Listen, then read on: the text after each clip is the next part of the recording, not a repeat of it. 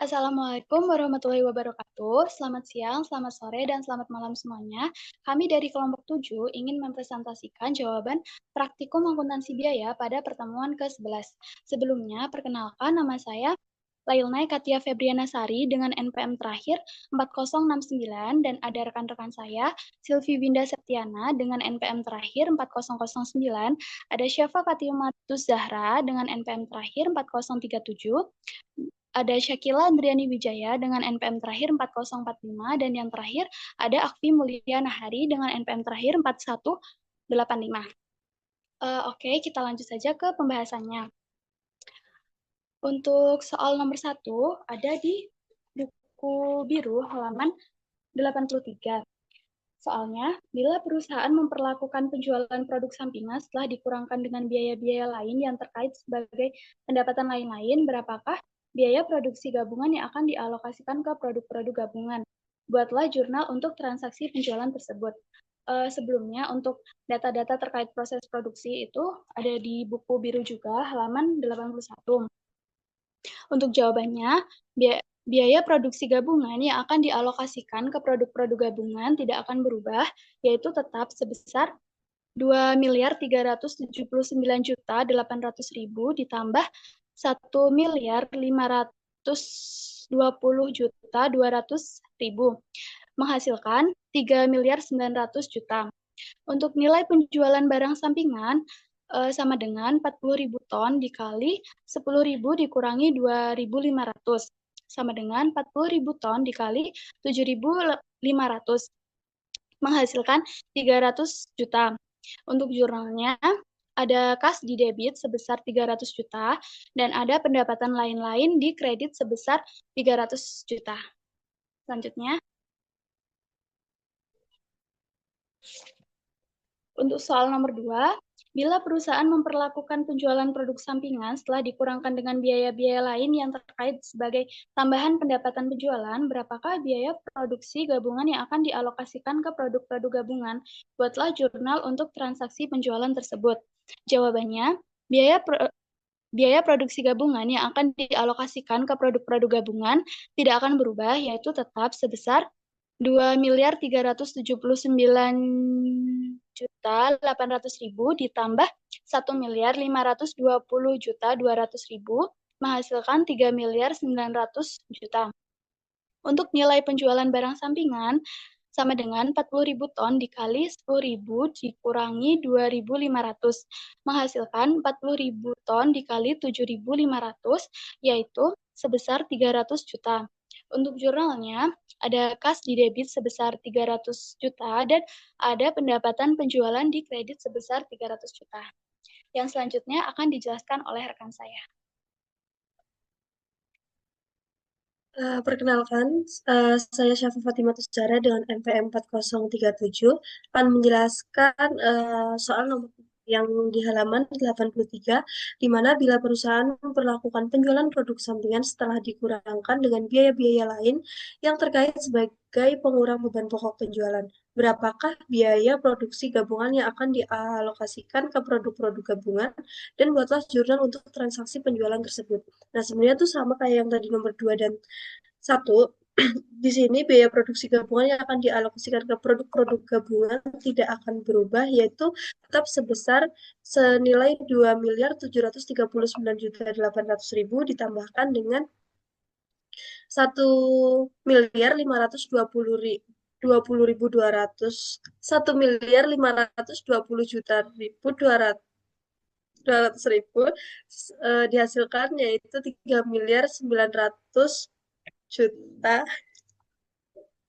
Lalu untuk nilai penjualan barang sampingan itu ada 40.000 ton dikalikan dengan 10.000 dikurangi dengan 2.500 dihasilkan 300 juta. Lalu untuk jurnalnya sendiri yaitu kas di debit itu senilai 300 juta, lalu untuk beban pokok penjualan itu dikredit senilai 300 juta. Next. Lalu nomor 4 itu Bila perusahaan memperlakukan penjualan produk sampingan setelah dikurangkan dengan biaya-biaya lain yang terkait sebagai pengurang biaya produksi gabungan sebelum alokasi, berapakah biaya produksi gabungan yang akan dialokasikan ke produk-produk gabungan? Buatlah jurnal untuk transaksi penjualan tersebut.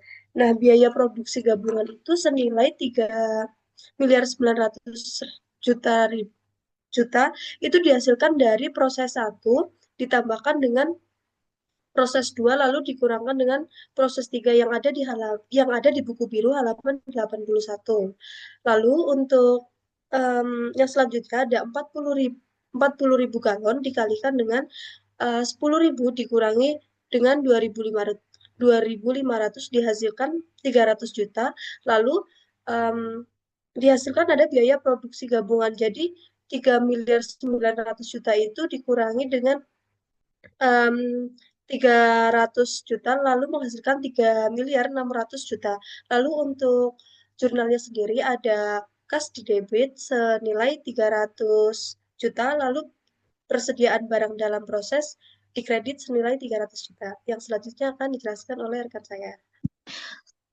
Selanjutnya ada harga pasar untuk dua produk yaitu tetes gula. Nah, harga pasar final per ton untuk kristal gula itu didapat dari buku 1 halaman 81 yang nilai penjualan final rupiah per ton sejumlah 1 juta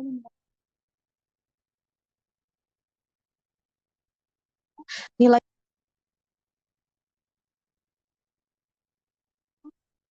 143.750. Adapun ton produksi itu didapat dari buku 1 halaman 81 yang produksi dalam ton selama bulan Mei 2016 di proses 1.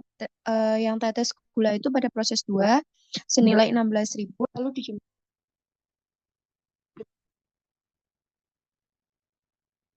final itu didapat dari harga pasar final per ton dikalikan ton produksi, di mana 1.560.000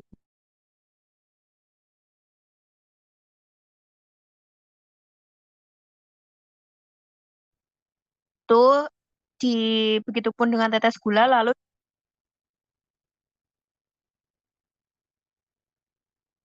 juta. Lalu adapun biaya pemrosesan setelah titik pisah batas 2 itu didapat dari biaya produksi dalam ribuan rupiah buku 1 halaman 81 dan tetes gula itu uh, tidak ada biaya produksinya. Lalu selanjutnya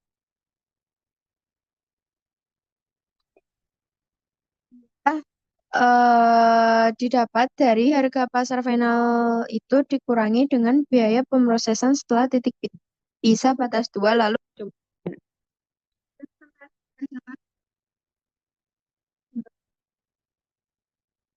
gula 10% untuk tetes gula. Selanjutnya gula 3.240.000.000 dan tetes gula 360 juta lalu dijumlahkan dan hasilnya 3.600.000.000.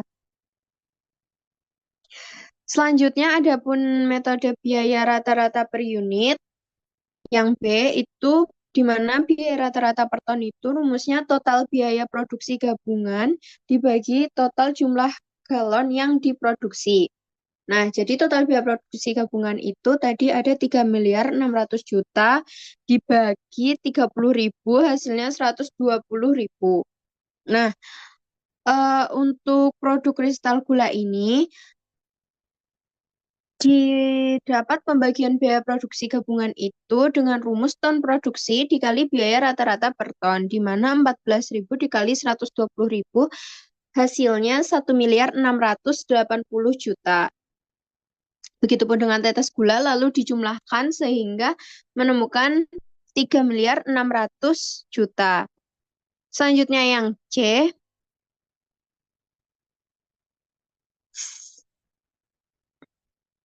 Oke, lanjut yang C, adapun metode rata-rata tertimbang, di mana di situ ada biaya rata-rata tertimbang per unit. total biaya produksi gabungan dibagi total rata-rata tertimbang, di mana total biaya produksi gabungan ini tadi bernilai 3.600.000 dibagi 200.000 hasilnya 18.000. Nah, di situ ada poin untuk kristal gula dan tetes gula. Nah, poin ini itu didapat dari buku 1 halaman 84 pada soal di mana poin untuk kristal gula itu ada 12 dan poin untuk tetes gula itu ada 2.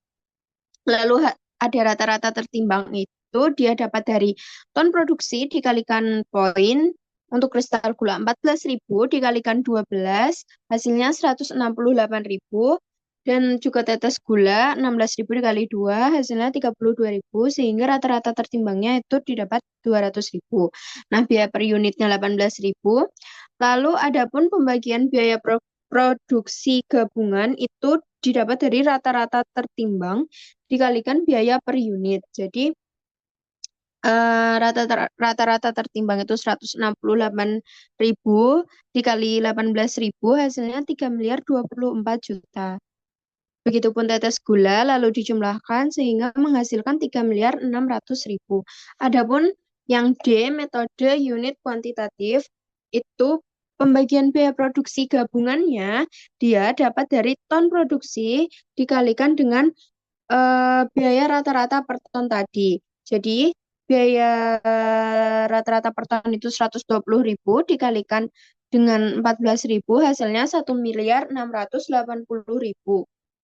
680 juta, begitupun dengan tetes gula 1.920 juta. Dan dijumlahkan sehingga menghasilkan 3.600 juta. Selanjutnya akan dijelaskan rekan saya.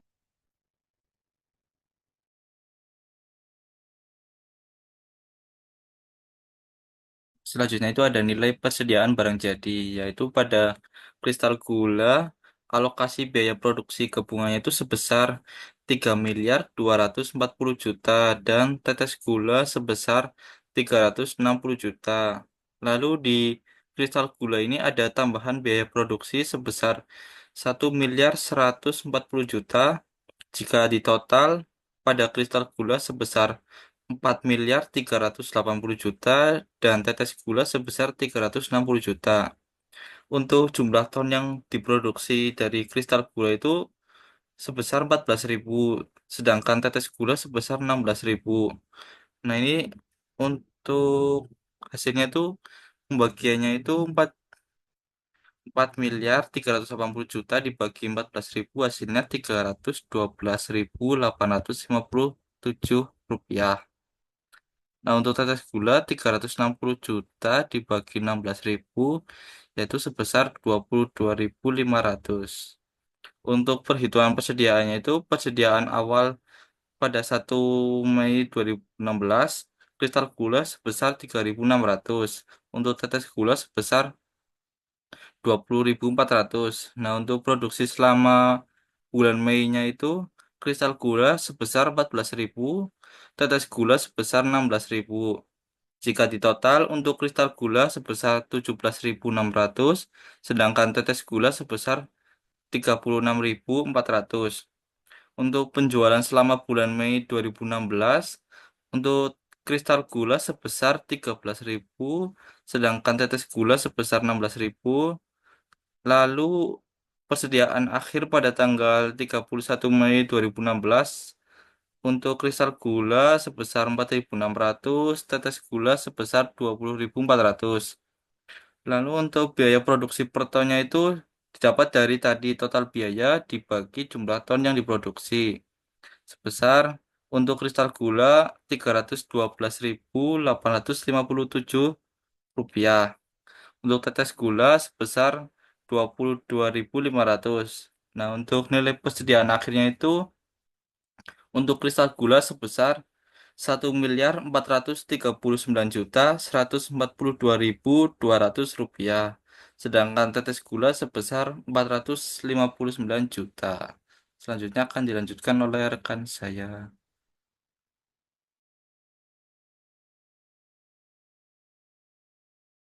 Baik, untuk selanjutnya di sini ada analisis penjualan tetes gula untuk pemrosesan lebih lanjut. Yang pertama, di sini ada pendapatan penjualan per ton setelah pemrosesan lebih lanjut, yaitu sebesar Rp250.000 yang didapatkan datanya pada halaman 84 di buku kasus 1. Lalu dari situ kita mencari data pendapatan penjualan per ton pada titik pisah batas yang ada di halaman 81 sejumlah Rp143.750. Hasil tersebut kemudian di jumlah tersebut kemudian dikurangi sehingga mendapatkan selisih pendapatan penjualan per galon yaitu Rp106.250.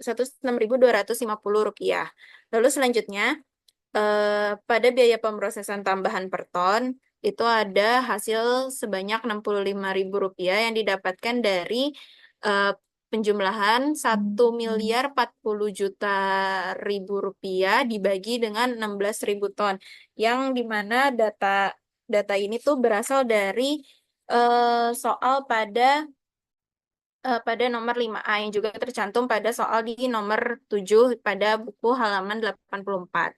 Sehingga hasil dari selisih pendapatan penjualan per galon sebanyak Rp106.250 itu dikurangi dengan biaya pemrosesan tambahan per ton sebanyak Rp65.000 menghasilkan laba atau rugi per galonnya jika memproses lebih lanjut yaitu sebanyak Rp41.250. Sehingga PT Sugarindo itu sebaiknya memproses lebih lanjut terkait produk tetes gulanya karena menguntungkan untuk prospek ke depannya. Sekian presentasi pemaparan dari kelompok kami untuk materi pertemuan ke-11. Kurang lebihnya mohon maaf. Wassalamualaikum warahmatullahi wabarakatuh. Terima kasih.